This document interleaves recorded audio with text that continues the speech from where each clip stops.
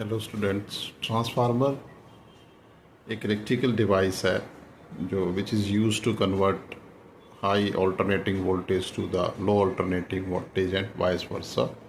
It works on the principle of EMI. More specifically we call it as mutual induction पे काम करता है. इसका मतलब ये है, mutual induction we need two coils, कि अगर एक कॉइल में फ्लक्स चेंज हो रहा है तो दूसरी कॉइल में इंड्यूस्ड ईएमएफ प्रोड्यूस होगा. ये हमने शेल टाइप ट्रांसफार्मर यूज़ किया है जिसके ऊपर प्राइमरी और सेकेंडरी दोनों कॉइल्स रैप्ड हैं. फ्लक्स लीकेज मिनिमम होता है इस तरह के केस में. वीपी वोल्टेज है across primary and VS is across secondary. Load resistance के अक्रॉस है voltage. NP number of turns primary, NS number of turns in secondary. Here we are considering कि हमारा ट्रांसफार्मर आइडियल है, means efficiency 100% है. तो नीटा जो है 1 हो जाएगा. Input power is equal to the output power.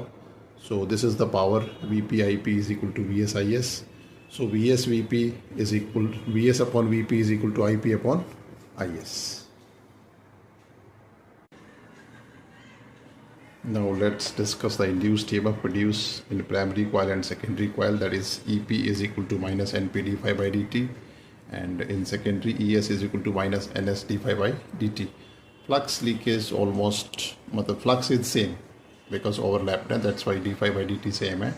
Dividing these two, तो ES upon EP is equal to NS upon NP, that is also equal to VS upon VP if some load resistance is taken here. ये potential difference हो जाएगा, ये EMF है.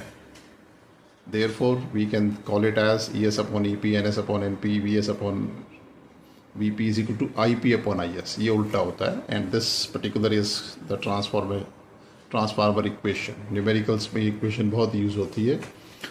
On the basis of number of turns we further classify the transformers into step up and step down. Step up transformer वो होता है जिसमें secondary में number of turns ज़्यादा हो as compared to the primary.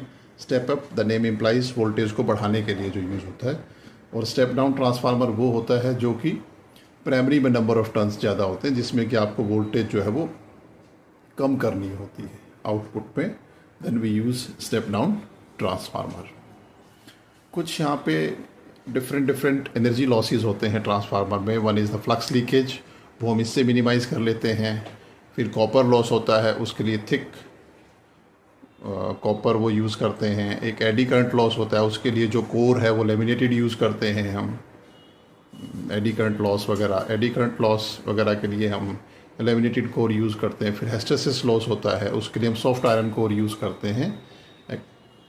This is all about this transformer.